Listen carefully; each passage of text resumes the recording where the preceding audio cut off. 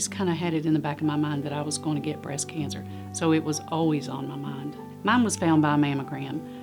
I kind of started with a baseline at age 35, which is what my gynecologist recommended, and then it was okay. And then at 36, when I went back for my yearly exam, I asked for another mammogram, and he said, well, Doretha, it doesn't run in your family. And I said, no, but I really feel like I need one. So I had one done. It came back abnormal, had to go back for additional imaging.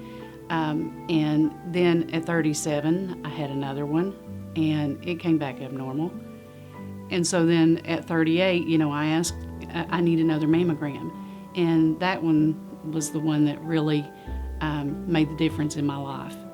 I went back for additional imaging, and what had started out was like pea size, when I went back for additional imaging, had gone as big as a grape.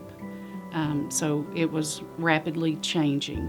Then from there on, we went on, had the biopsy, and so at age 38, I was diagnosed with breast cancer, thankfully from the mammogram. I had surgery, I had a lumpectomy, and then had to do chemo and radiation. I was a labor and delivery nurse, and I also had just taken my oldest son to UK, so he was a freshman at UK, and life was busy. I had a 13-year-old at home still, and I had put my mammogram off for a couple of months. And so when I finally went and got that mammogram, I thought, oh no, if I had gone in a little earlier, maybe things had been different, So even as busy as I was working and getting the one off to college and then the other one at home, I did make time to get that mammogram, and making that time, I'm sure, saved my life, because as quick as it was growing, from one test to the next, it saved my life.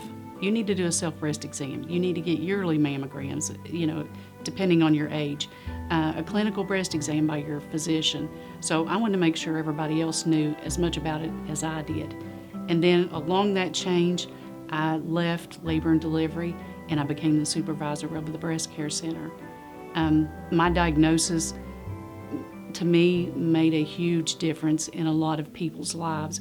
I wanted to educate. I wanted to go out in the community and talk about it. I didn't want this to be something that most people were afraid to even say. Didn't want to talk about it. You just didn't talk about things like that then. I want people to talk about it. I want people to become aware of it. One of the things, that I started in the very beginning was helping to educate patients.